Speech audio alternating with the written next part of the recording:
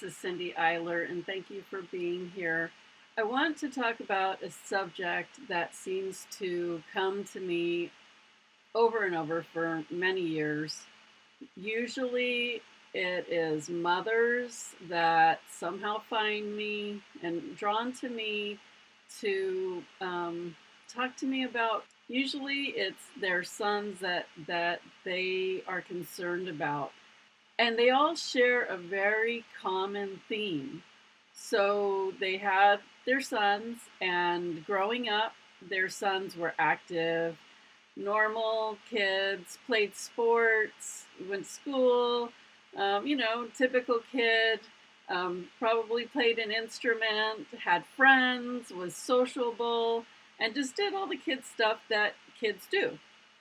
And then somewhere along the line, usually in the high school years, starting some of them when they're about 16, 17, so usually around sophomore year to junior year, something happens where these young men start to change.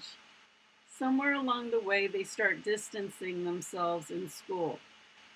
They're just not resonating with going to school. They're just kind of I wouldn't say that they're all the way reclusing, because in many instances they may still have friends, but for some reason it's really hard for them to be in the school system. So what happens is a lot of them leave the school system, and they end up finishing high school in some kind of home study program, or they get their GED or whatever. And then what I've heard is a lot of them may go ahead and enter into some sort of college or some sort of interest in, it's interesting because a lot of them have interest in music or some kind of filmmaking or some kind of acting. It's like something in the arts. Now, that's not always, but I've just heard a lot of the similar patterns. But what happens is, like I say, they leave high school early, and they usually do something to graduate from high school, whether it's the GED or home study, some sort of home study course, and then usually enter into some sort of special interest or college. And that may not last, because what ends up happening is these young men that used to be very social and have their friends and stuff, they start to recluse. Now, they're still trying to be out there and deal with the everyday world, but what I see is it starts getting a little bit harder and a little bit more harder. And so then they start, they go out and do what they need to do, but then they spend most of their time in the house. And then you don't see them going out to get jobs and things like that, because they're starting to go within and recluse. And so maybe their friends still stop by here and there, but then their friends start like wondering, like, are you depressed? Like, what's up with you? Because they notice that they're not going out with them. They're not getting jobs like all their friends are doing. And they just notice something's changed, something's off. And then what usually happens is somehow the friendships slip away. And then the young man is probably leaves school. Some of them continue on, I guess, but a lot of times they don't. And so now they're just in the house, and all of a sudden there's another big, huge change, and now they're depressed. And you don't know what's going on. You can't figure out what happened, because the child that you knew all their life, who was like normal, doing the everyday thing, is slowly changing into someone that's just doing their thing on their own, and just like reclusing. And so then you just notice that they have a hard time. It's like I think the best way to describe it is social anxiety, where they're just having a really hard time being around other people, interacting with other people. It's not that they can't. They can go out with you, and if they need to like go in a store and get something or order something or answer the door, like sometimes they can do that, sometimes they can't. It just depends on what stage they're at. But for the most part, handling a job, that's not really going to happen. Um, and they just, they'll have their moods too. So, they all have, I wouldn't say they all have the same personality, but, there's the tolerance that, and they get into their patterns and they get stuck in it, and they don't want to be bothered. They don't want to be bothered. They don't want to be told what to do. They don't want to interact in society like, we've all had to do. And there's no pushing them. There's no forcing them to do anything that they don't want to do. They just can't do it. They can't. There's something in them that that they just can't do it. And so the parents take them to doctors and try to figure out what's wrong with their son. What's going on. And it's not that there's something with their mentality, because they're very smart. They can comprehend. They're very intelligent. But and they might go to the doctor's appointment and act completely normal, like every day okay. So they can do that. But actually functioning like that on an everyday basis, they really can't, and they won't. So, I've had people say they've taken them to psychologists, psychiatrists, even Dr. Amen, who does the brain scans. And no one can ever figure out really what's wrong with these children. Now, I want to say that when you go to a psychiatrist and they're trying to determine if there's a mental illness, it's always a guessing game. That is one area that doctors have not been able to nail down, is how the brain really works as far as coming up with mental illness or anything that goes on with the brain in that way.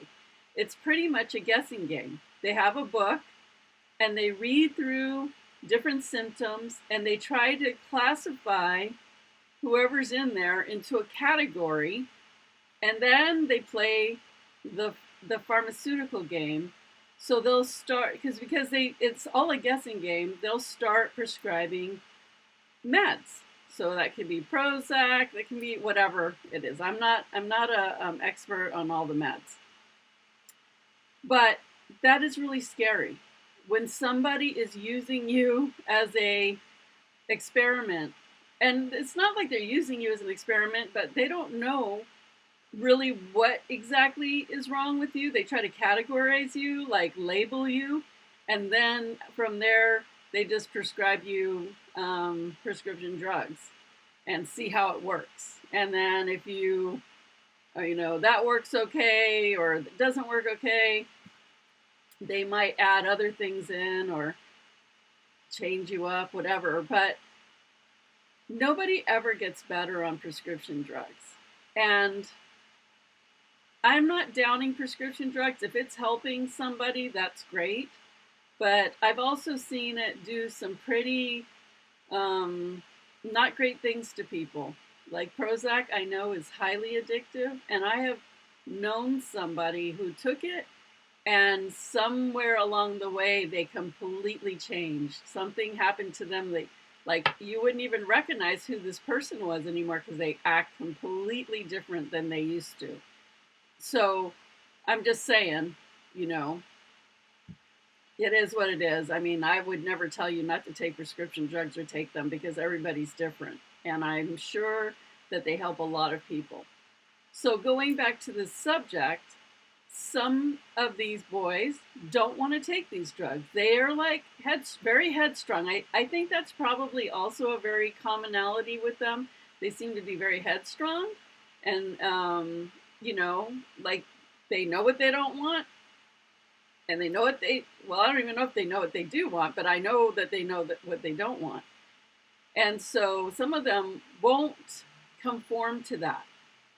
Well, there's so many young men that have had very similar scenario like this, where they grow up like every other kid, and somewhere along the way in high school, something changes. And nobody knows what it is or why it is, but it's usually the age group between, I would say right now, between 20 to 35 um, seem to be the main age group that has been drawn to me. And it's usually the mother that is dealing with the child. The father tends to be um, unsupportive. Um, I don't know why that is, but usually the fathers are not being supportive of it. So the mothers are stuck trying to figure it out, and the mothers are desperate because they don't know how to help their child. And it's just, they've tried all the doctors, they've tried everything, but they're worried about their kids. And I have found that the only way that really works with these kids is if you just accept them for who they are. Stop trying to fix them. Stop telling them there's something wrong with them. Nobody wants to feel like everybody's looking at them like something's wrong with them. Because to them, maybe there's nothing wrong with them. Maybe that's just the way they are. And that's the way they came to this lifetime to live. Now, let's go into that for just a minute. Everybody comes here on their path. Their soul is eternal, and every time they incarnate into a human experience, they're here to learn something.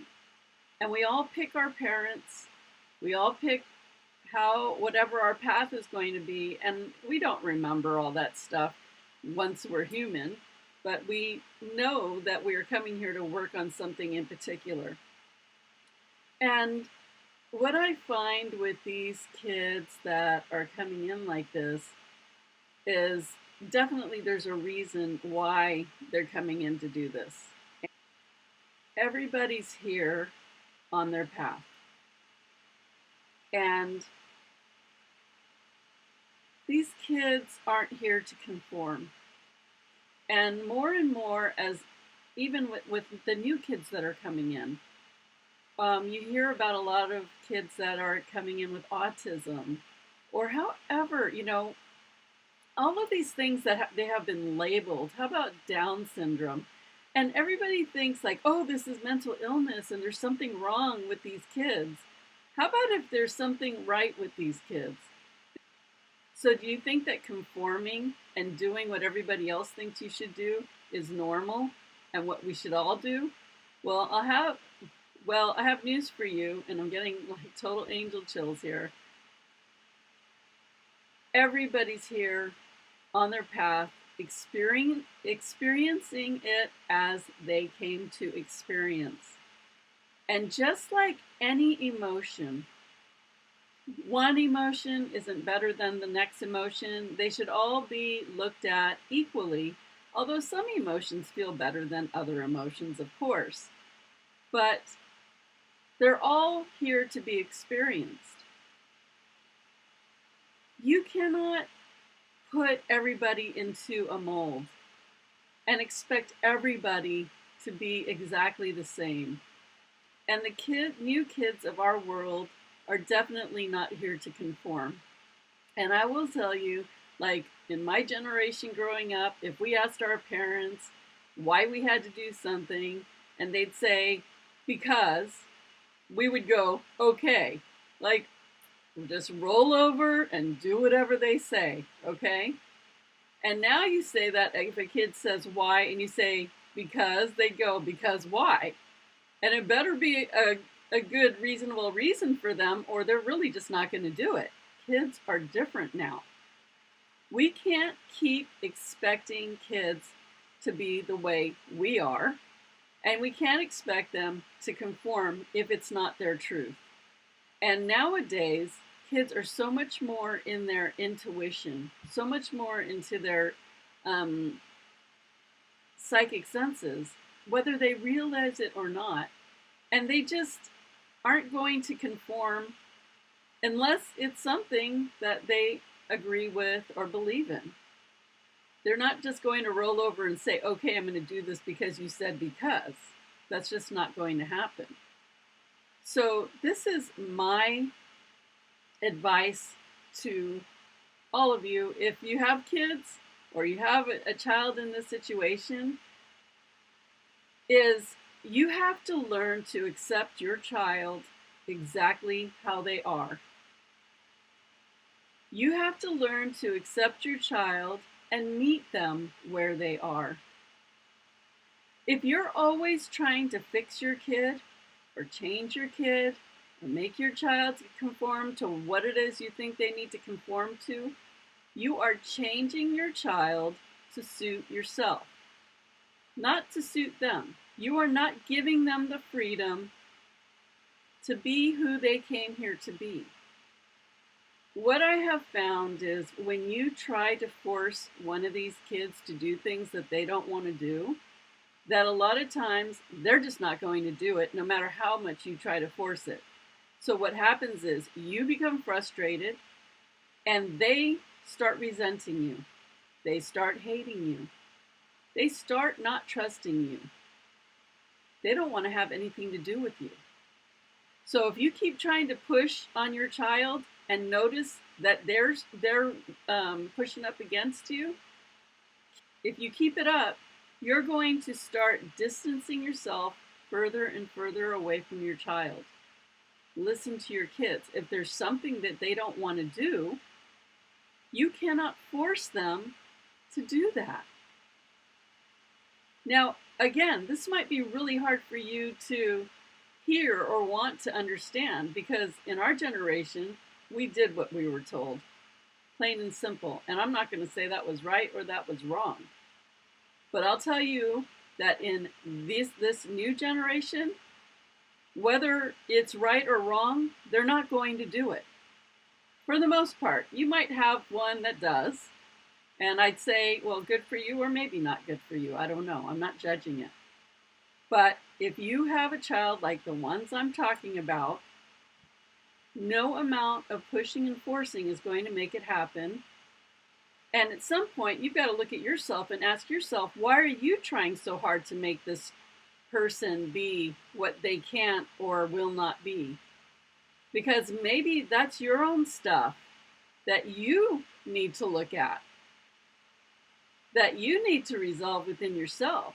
Why is it so important for you to push your kid to do something that is not what they can do?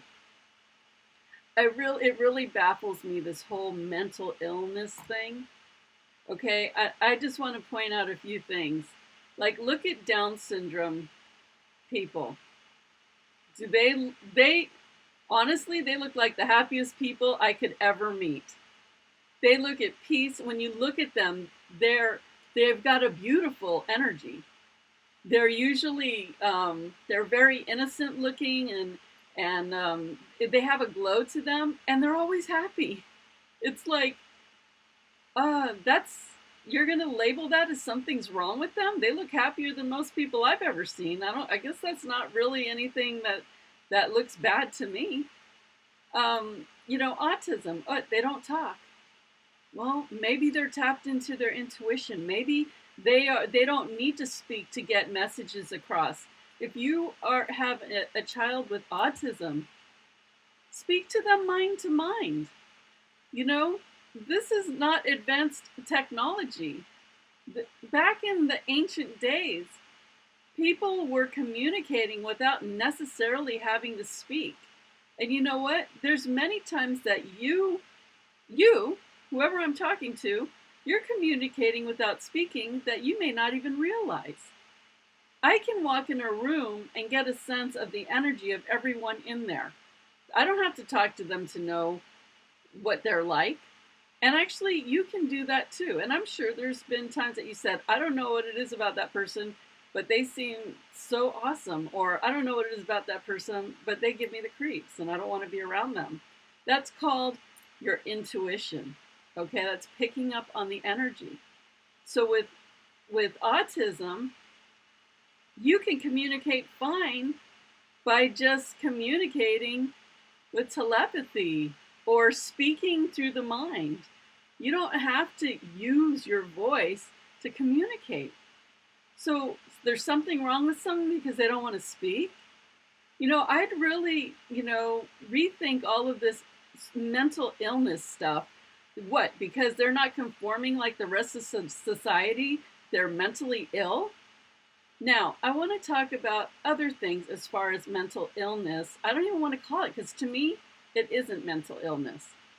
To me, people who are different from other people could very well be tapped into other higher or other dimensions around us. Now, a lot of people walk around this earth in this human experience seeing black and white, seeing what is in front of your face is. But if you know that there's much more than what is this human experience, we have the spirit world. There are so many parallel dimensions living side by side with us. And these kids or these adults can be very well tapped into these other dimensions. You ever see them spacing out and kind of like, it's like you can see that they're hearing something or tapping into something else? That is that's being psychic. That's being open to much more than what's physically present in front of you. And if you're only living from that physicality, you're missing out on a lot. Okay?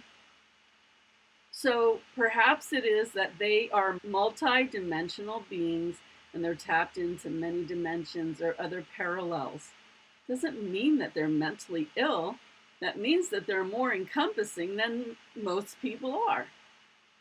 And so if you stop looking at people like there's something wrong with them because they have not conformed to society, whatever that is, perhaps you will expand. Perhaps you will be more encompassing. Perhaps you will understand people a lot more. And stop categorizing people as this or that. Something else I want to mention. Sometimes, if somebody seems mentally ill or something is going on with their mind, they could also be having a spirit or an entity in them. So other spirit beings could enter them or just be next to them and talking through them, taking over their mind, making them not be able to function on a regular on a normal basis. It just depends. There's so many aspects that could be going on. But I would say if you know somebody that seems off, that seems, maybe they have some anger going on, or maybe they're like, speaking out, or it just feels like they're possessed with something, they could very well be. They could very well be. So what I would suggest that you would do first, before you do anything else, is do a spirit releasement. See if you can release whatever that spirit or that being or that connection is, to get it out of their space and see if that helps, because sometimes that very well can be. Other times they might just have this stuff running in their head because they're so tapped into other things. And, believe it or not, maybe they like it like that. So there's just a lot of different ways to look at all this. You can't have a cookie cutter, and I know that I'm kind of all over the place talking about this, but I just wanted to bring it to the table because I would love for people to start seeing people for who they are and stop categorizing them and start Stop trying to drug people unless, again, that's something that has helped or is working or whatever. I'm not saying, believe me, if you're on drugs, don't stop doing it because I said it. If you're on drugs and you need to be on drugs, stay on your drugs. But what I'm saying is open to the possibilities of more than conformity. Maybe these people need to be accepted for who they are, for how they're being, and maybe you just need to meet them where they're at. And sometimes that's hard because, especially as a parent, you just want them to get their act together and get on with their life because you want to get on with your life. But if you have a child that can't seem to do that, that it feels like, they may be with you for the rest of your life for whatever reason, it's time to get okay with that and stop trying to force them into something else that they didn't necessarily come here to do. And stop looking at them like there's something wrong with them. Stop trying to fix anyone, because you know what? You can't fix anyone. You really cannot fix anyone. The only one that you can fix is yourself. And I don't even like to say fix because I don't think anybody needs to be fixed. I think the only thing that anybody needs is to learn how to love themselves more. And the more you can love yourself, the more you can love the people around you. And I just say this whole acceptance thing is the first step in all of it, is accepting yourself if you have these issues, or accepting your child or your friend, whoever you know that has these issues. But I was basically talking to parents. Accepting your child how they are, just getting okay with it. Stop looking at them like there's something wrong with them. That just infuriates our children when we sit there and insist that there's something wrong with them, and then they start not trusting themselves. They start going, I don't know, they're saying something's wrong with me. I didn't feel like something's wrong with me, but they're saying something's wrong with me, and then they start getting nervous and freaked out because they don't even know something's wrong with them, but someone's saying it, but nobody knows what's wrong. I mean, can you imagine putting that on your kid? If you don't know what's wrong with them, but you keep telling them there's something wrong with them, and nobody knows what's wrong with them, yet you keep telling them there's something wrong with them. Wow. Put yourself in their shoes. How would that feel for someone to keep saying, there's something wrong with you, but I can't figure it out. Nobody can figure it out, but let me give you some prescription meds because something's wrong with you. Wow. Seriously? You can do that to another human being? And I'm not trying to put you down. I know everybody's here doing the best they can, but try accepting your child for who they are. For who they are. Because you know what? Everybody is a child of God. Everybody's from Source. And I believe that Source, God, Creator, whoever is your higher power, has not forgotten anyone and loves everyone equally. And this beautiful child that you brought into the world needs to be accepted and loved for exactly who they are. And the sooner you can just accept them and love them and support them in the way that they need that, the sooner you're going to have inner peace. Because let me tell you, if you keep trying to search and search and search to figure out what the heck is wrong, and you haven't found it yet, and the doctors can't find it yet, and your kid's still sitting there going, there's something wrong with me, because everybody says there is, yet nobody can tell me what's wrong with me, you're tearing your kid apart. and you're tearing yourself apart.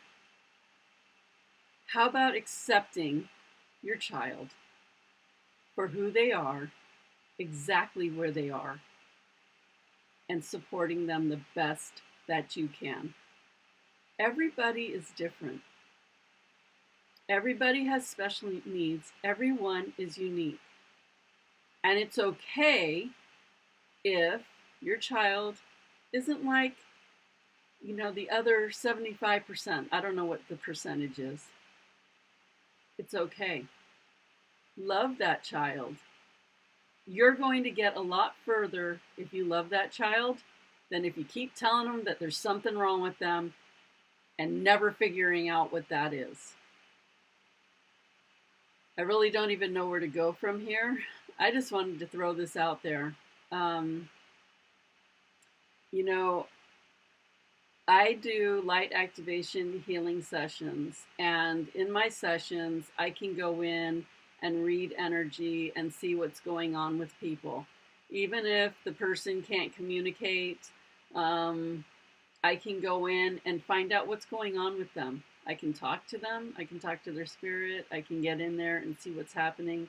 And I find that when parents can get an understanding of what's going on with their kid, they can find a little bit more peace with it, or learn better how they can support or deal with their child. And so, like I said, the first step is just accepting what it is, because it is what it is. Accepting it for what it is. And then figuring out how you can meet them where they're at and help them from where they're at and support them. So I guess just think about that. This subject is so big that I don't even know where to go with it, but I just wanted to put this out there for anyone who might be struggling with this, just to give a different perspective and point of view. And really, I know it's a really difficult thing to deal with. I've just been seeing it for so many years. I know what it's like. I just know that the sooner you can accept it and support your kid, the sooner you'll have peace and they'll have peace and you can move forward. As long as you're trying to fix something and it's not getting anywhere, you're just not really going to get anywhere. So maybe just take a breath and just think about this. Just take a breath. You don't have to make any decisions tonight, but take a breath and just think about it. And, I wish you all well. And, remember, everybody's here on their path. Everybody's here on their journey in this lifetime. And we have to really let people have their journey without getting in the middle of it. There's a reason why they're here having this experience. So don't feel sorry for them. Don't feel guilty. This is what they wanted. And that's why this is what they're here to do. So just accept that. And don't think it's bad or weird. It's not bad or weird. It just is. It just is. They're unique. And that's fine. So get okay with that. Okay, everyone? Well, I hope this ramble has helped someone, and many blessings to you, and I wish you the best. Give this video a thumbs up if it helped you. Share it with someone that you think it might help.